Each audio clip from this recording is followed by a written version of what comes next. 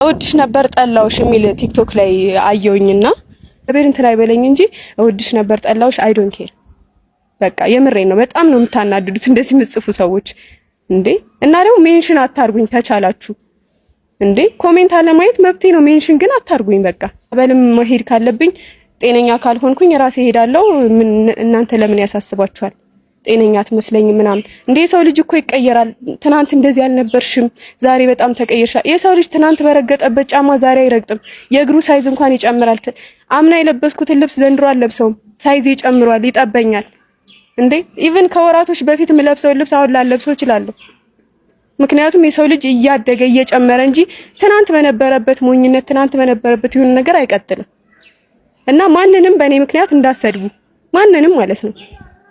በቃ ከዚህ በፊት ተናግሬያለሁ። እኔን የምትወዱኝ ከሆነ ማንንም አትሳደቡ ብያለሁ። እና በእኔ ምክንያት በአንቺ ምክንያት ተሰደብኩም እንድባል አልፈልግም። እና ፕሊስ የምትወዱኝ የምታከብሩኝ ከሆነ በቃ ዝም በሉ። ብትናደዱ ራሱ ዝም።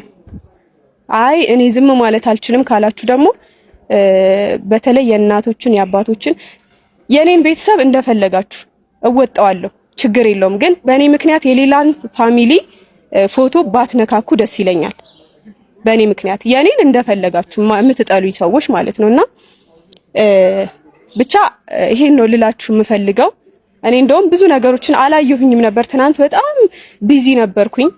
በጣም ይሄን ነገር ለማየት ራሱ ተናድጄም ስለነበረ ለማየት ራሱ ማታ ራሱ ደክሞኝ ተበሳጭቼም ስለነበር በጊዜ ነበር የተኛሁትኝ። ግን መልእክቶች ደረሱኝ ዛሬ ማለት ነው።